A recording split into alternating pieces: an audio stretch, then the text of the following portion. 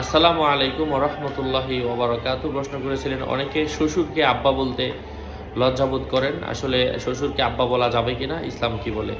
অথবা অনেকেই বলেন যে 8 জনকে অথবা 10 জনকে বাবা বলা যায়। তো এই বিষয়ে ইসলামিক দিক নির্দেশনা কি? দুইটা প্রশ্ন, শ্বশুরকে বাবা বলা এবং বাবা হচ্ছে কতজন। যাই হোক, আরও আপডেট পেতে সাথেই থাকবেন। আমি কথা দীর্ঘায়িত না করে মূল আলোচনা শুরু করছি। শ্বশুরকে বাবা বলা এটা অবশ্যই করণীয়। শ্বশুরকে বাবা বলতে হবে, কারণ মেয়ের বাবা আপনার বাবা। হ্যাঁ, আপনি বিয়ে করলেন, বিয়ের পরে মেয়ের যেটা বাবা ছিল সেটা আপনার বাবা হয়ে যাবে, মেয়ের যেটা মা ছিল সেটা আপনার মা হয়ে যাবে, অর্থাৎ শাশুড়ি হয়ে যাবে। তাদেরকে এই জায়গার মধ্যে আপনারা স্থান দিবেন। আরেকটা বাবা হচ্ছে হজরতে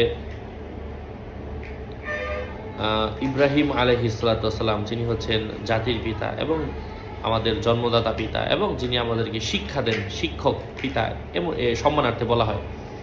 তো এই কয়েকজনকে বাবা বলা যায়। এছাড়া যত ধরনের ভণ্ড বাবা, হ্যাঁ, আরও পীর বাবা, দয়াল বাবা, আল্লাহ পাক এগুলা থেকে আমাদেরকে হেফাজত করেন। এছাড়া অন্য কোনো বাবা নাই।